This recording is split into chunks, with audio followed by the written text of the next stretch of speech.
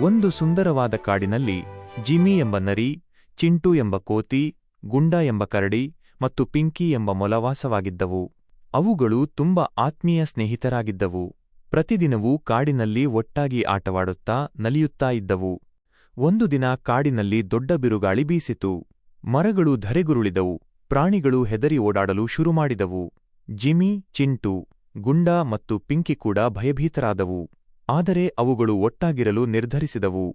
ನಾವು ಒಟ್ಟಾಗಿ ಇದ್ರೆ ಯಾವುದೇ ಕಷ್ಟವನ್ನಾದರೂ ಎದುರಿಸಬಹುದು ಎಂದು ಜಿಮ್ಮಿ ಧೈರ್ಯ ತುಂಬಿತು. ಹೌದು, ನಾವು ಒಬ್ಬರಿಗೊಬ್ಬರು ಸಹಾಯ ಮಾಡೋಣ ಎಂದು ಚಿಂಟು ಸೇರಿಸಿತು. ಅವುಗಳು ಒಂದು ದೊಡ್ಡ ಕಲ್ಲಿನ ಹಿಂದೆ ಅಡಗಿ ಕುಳಿತವು. ಆದರೆ ಬಿರುಗಾಳಿ ಜೋರಾಗುತ್ತಲೇ ಇತ್ತು. ನಾನು ನನ್ನ ಅಮ್ಮನನ್ನು ಹುಡುಕಬೇಕು ಎಂದು ಪಿಂಕಿ ಅಳಲು ಶುರುಮಾಡಿತು. ಚಿಂತೆ ಮಾಡಬೇಡ ಪಿಂಕಿ, ನಾವು ನಿನ್ನ ಜೊತೆ ಇದ್ದೇವೆ. ನಾವು ಒಟ್ಟಾಗಿ ನಿನ್ನ ಅಮ್ಮನನ್ನು ಹುಡುಕೋಣ ಎಂದು ಗುಂಡ ಧೈರ್ಯ ಹೇಳಿತು. ಬಿರುಗಾಳಿ ಸ್ವಲ್ಪ ಕಡಿಮೆಯಾದ ನಂತರ ಅವುಗಳು ಒಟ್ಟಾಗಿ ಪಿಂಕಿಯ ಅಮ್ಮನನ್ನು ಹುಡುಕಲು ಹೊರಟವು. ದಾರಿಯಲ್ಲಿ ಒಂದು ದೊಡ್ಡ ಮರ ಬಿದ್ದಿತ್ತು. ಅದನ್ನು ದಾಟಲು ಕಷ್ಟವಾಗಿತ್ತು. ಆಗ ಗುಂಡ ತನ್ನ ಬಲವಾದ ಕೈಗಳಿಂದ ಮರವನ್ನು ಸ್ವಲ್ಪ ಪಕ್ಕಕ್ಕೆ ಸರಿಸಿತು. ವಾಹ್ ಗುಂಡ, ನೀನು ಎಷ್ಟು ಬಲಶಾಲಿ ಎಂದು ಜಿಮ್ಮಿ ಹೊಗಳಿತು.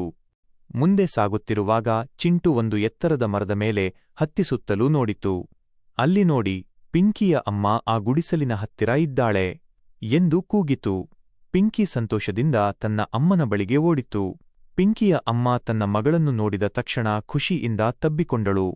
ನಿಮ್ಮ ಸಹಾಯಕ್ಕೆ ನಾನು ತುಂಬಾ ಆಭಾರಿ ಎಂದು ಪಿಂಕಿಯ ಅಮ್ಮ ಆ ಸ್ನೇಹಿತರಿಗೆ ಧನ್ಯವಾದ ಹೇಳಿದರು. ನಮ್ಮ ಸ್ನೇಹಿತರು ಇರುವಾಗ ಯಾವುದೇ ಭಯವಿಲ್ಲ ಎಂದು ಜಿಮ್ಮಿ, ಚಿಂಟು, ಗುಂಡ ಮತ್ತು ಪಿಂಕಿ ಒಟ್ಟಾಗಿ ಹೇಳಿದರು. ಆ ದಿನದಿಂದ ಕಾಡಿನ ಎಲ್ಲಾ ಪ್ರಾಣಿಗಳು ಆ 4 ಸ್ನೇಹಿತರ ಸ್ನೇಹವನ್ನು ಮೆಚ್ಚಿದವು. ಒಗ್ಗಟ್ಟು ಮತ್ತು ಸ್ನೇಹದಿಂದ ಯಾವುದೇ ಕಷ್ಟವನ್ನು ಎದುರಿಸಬಹುದು ಎಂದು ಅವುಗಳು ಎಲ್ಲರಿಗೂ ತೋರಿಸಿಕೊಟ್ಟವು. ಮಕ್ಕಳಿಗೆ ಈ ಕಥೆಯು ಸ್ನೇಹದ ಮಹತ್ವವನ್ನು ತಿಳಿಸಿಕೊಡುತ್ತದೆ.